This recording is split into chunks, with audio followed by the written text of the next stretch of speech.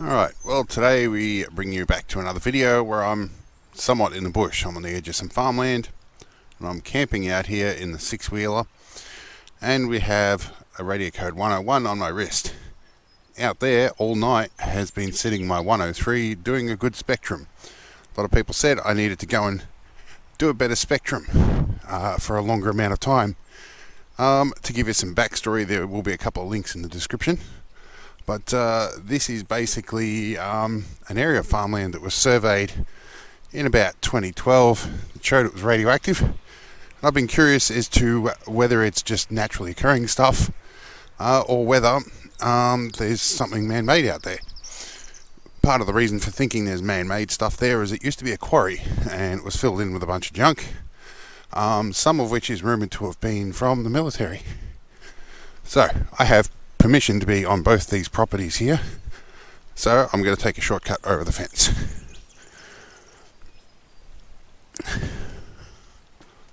Hopefully we don't mess the fence up in the process. Alright, but yes, this is just a shortcut. These people here allow me to camp on their property, and this guy has allowed me to access the property. Now I have about a half a kilometre walk to go and find my counter. 101 is basically here just to tell me when I hit that zone, which is somewhat near the tree line out there. Angle this down a little bit.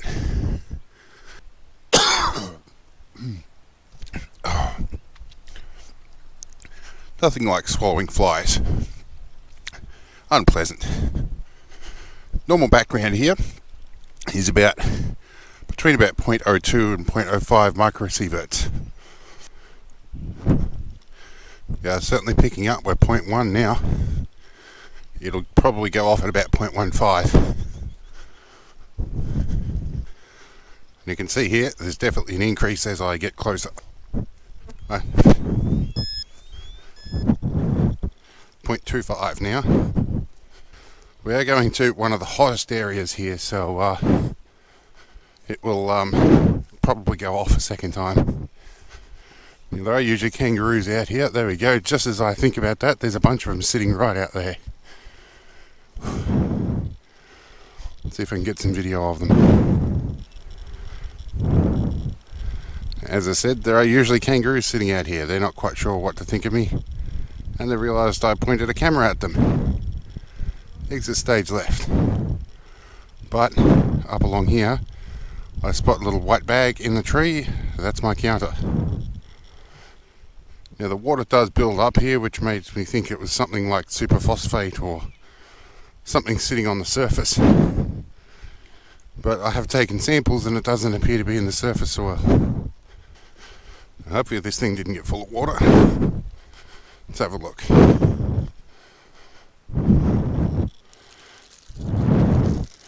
We did well.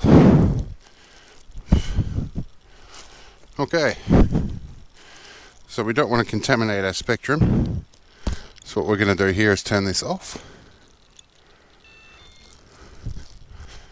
So this little area here seems to be one of the more radioactive areas. I have taken samples before, but I only tested them with a Geiger counter, and that was before I had scintillation gear. So let's grab this and take a look. Alright, they give us something to test.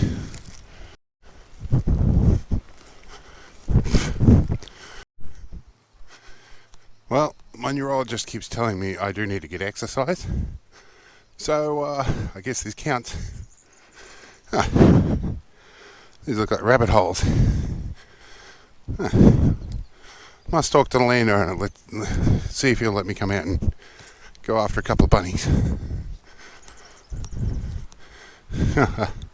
Flycatchers, they're always curious critters.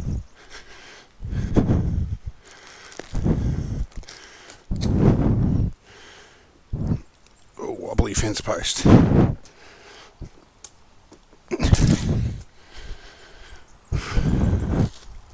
These flies, not sure if you can see them all on camera, but they are nuts right now. I'm gonna have to get the leaf blower onto them. Now, fun fact, flies are photoscopic. If you go somewhere dark, there's a lot less of them that will follow you. Though still, they're going to follow you anyway. This is Australia. Alright, so this is from my 101 I ran overnight to get a baseline. And yes, the 101 is not quite as sensitive as the 103, but it gives me a baseline to compare against this from a clean area. I should point out that Radiacode quite gracefully supplied the 103 for me free of charge for this particular project. So let's see what our spectrum says. I've got to load it off it right now. Okay, so what we see here is I have my background reading in this green line here, and we have our spectrum here, which our peak spectrum here is SM153, looking at this. But I'm going to need to look at this some more. There's a funny little ripple down here. Yeah, I still got to get used to this touchscreen here. That's for lead 214, radium 226. This could be naturally occurring stuff. We're going to have to take a bit of time to actually analyze all of this. But so far I'm not seeing a man-made spike in here as best I can tell. It's more than likely naturally occurring. We do normally get an X-ray spike up the end here, which is a normal part of the background, which is right about here. This, however, is a little bit further down at 72 kilo electron volts, whereas normally we see sort of like 95 kilo electron volts as our normal background. So could be the other one's not quite calibrated right, but it is an interesting spectrum. We've had an overnight here, so what we're going to do, we're going to head back home and look at this in more detail and get some expert advice. One of the things I like to do is also get around barefoot at night, and there's funnel web spider holes around here. Do need to be kind of careful. There are also some giant bull ants around, but I don't see many of them today. Alright, time to get geared up and head home. Plug a few things in. Alright, see you back at base. So back at the desk here. We're back at home, back at base, and look, this looks a lot like radon gas. I consulted ChatGPT as well, and these spikes with amplification here, all these sort of things show potentially radon gas, which would suggest there's a uranium deposit there. And now this is our normal background for the X-ray end of things. This massive spike here is definitely above normal.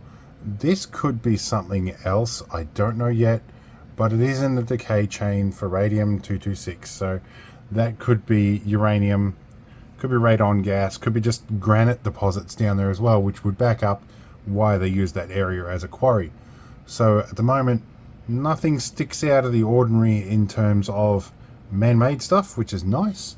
Yeah, I will, if you want, hit me up in the comments below, and I can arrange a way to get this spectrum to you if you guys want to examine it yourself.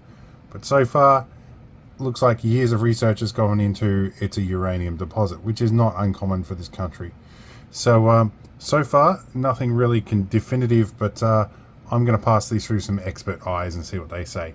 Anyway, it's been fun, and thanks to Radiacode for supplying the 103.